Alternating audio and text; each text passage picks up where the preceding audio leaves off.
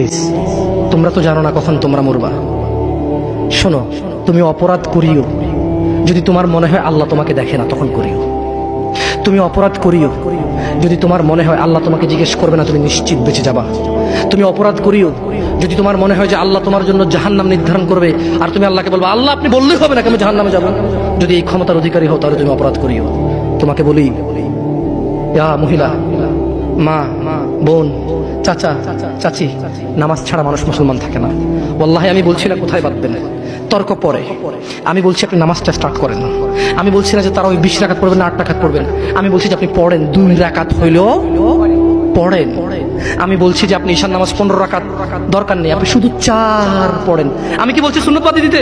আমি বলছি যে তুমি পড়ছো না, শোনো, ভয় পেও না, ঈশান নামাজ 15 রাকাত তোমার উপরে ফরজ নয়।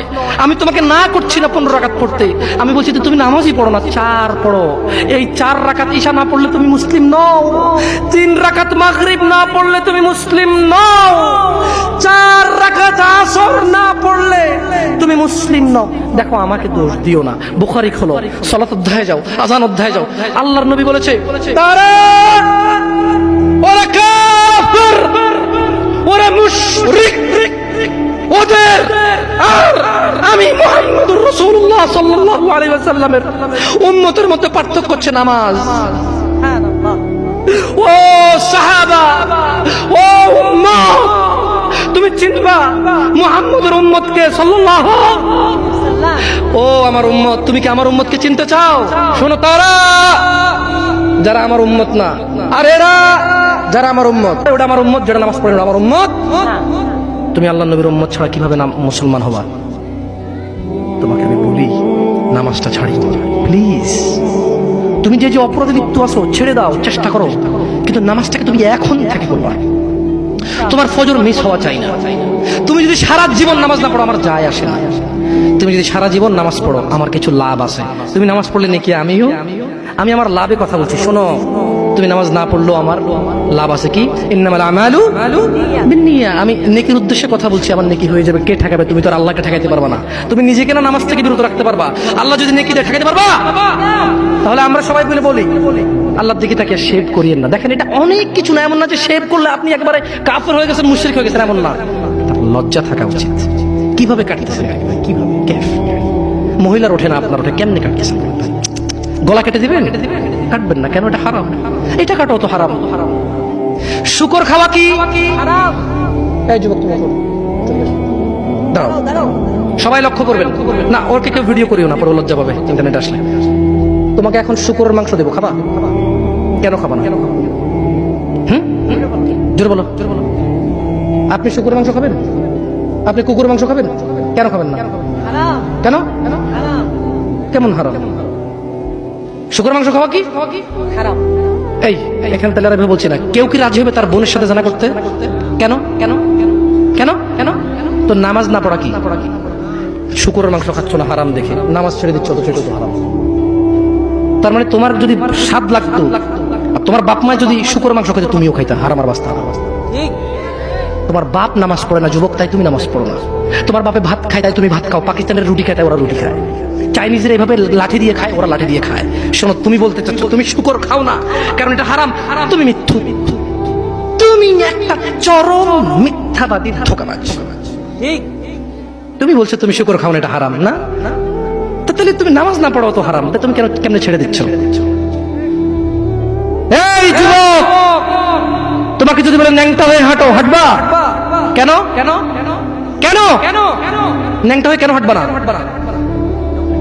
কি নোংরা কাজ? নামাজ পড়ো না, তোমার শরম লাগে না? শুকরের মদ কি রাস্তায় হেঁটে মদ খেতে পারবে? কার সাহস আছে? এখানে সাহসের অভাব নেই, বাপরে বাপ, এই কথা বলে আবার কারো সাহস জায়গায় দিতে চাই না। তবে অনেকেই চাইবে না, অনেকেই। কেন শরম? কেন? কারণ কেউ যদি রাস্তা দিয়ে হেঁটে হেঁটে মদ খায়, ওর সাথে কেউ মেয়ে বিয়ে দিবে? কেউ? আপনি রাজি হবেন? রাস্তায় ভাবে মদের বটল নিয়ে হাতে হাতে মদ খায়, এর কাছে মেয়ে বিয়ে দিবেন? কেন? কেন? এটা নির্লজ্জ লোক, মদ হেঁটে হেঁটে খায় ওপেনে। এই ছেলেটাই কিন্তু ওপেনে নামাজ পড়ে না, আপনি মেয়ে বিয়ে দিচ্ছেন।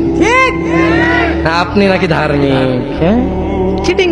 ওয়াল্লাহি আমি আপনাকে বদনাম করতে আসি না, কিন্তু আপনি মিথ্যুক, এটা বুঝে নেন তো। আচ্ছা, আপনাকে মিথ্যুক বলার পর আমার কতটুকু লাভ হলো? 2-4 লাখ টাকা যাবে ঢুকেছে, ঠিক না? আমেরিকা থেকে আসতেছে, না, আমি আপনাকে মিথ্যু বলে লাভ না, আমি আপনাকে মিথ্যু বলতে আসি নাই, তবে আমি আপনাকে বলি আল্লাহ ক্ষমাকারী। ঠিক আছে, আপনি সত্য দাবিদার হবেন। একটা ছেলে প্রকাশ্যে মদ খেলে আপনি তার সাথে মেয়ে বিয়ে দেন না, একটা ছেলে প্রকাশ্যে নামাজ আদায় করে না। আল্লাহর কসম, এই পৃথিবীতে যত মদ আছে সবাই যদি একজনে খেয়ে ফেলে সে কাফের হবে না। কি হবে না? কিন্তু এক ওয়াক্ত নামাজ ছেড়ে দিলে কাফের। ঠিক, আপনার কাছে মদ খাওয়াটা আমি কি মদ খাওয়াকে ছোট করে দেখতেছি তার মানে না? এখন কিছু লোক বলে জামশেদ ভাই বলছেন নামাজ না পড়া অনেক বড় অপরাধ, আর মদ খা তুই পুরো পৃথিবীর সব খেয়াল কিছু না। আমি মনে হয় এটা বলছি, ঠিক না? না, এরকম বোঝে ভাই, বুঝে এরকম অনেকে আছে বুঝে, এটা বুঝিয়েন না, আমি উদাহরণ দিয়েছি। শরম করুন। আপনি বাপের সামনে সিগারেট খেতে লজ্জা করে, বাপের সামনে বেনামাজি থাকতে লজ্জা করে না।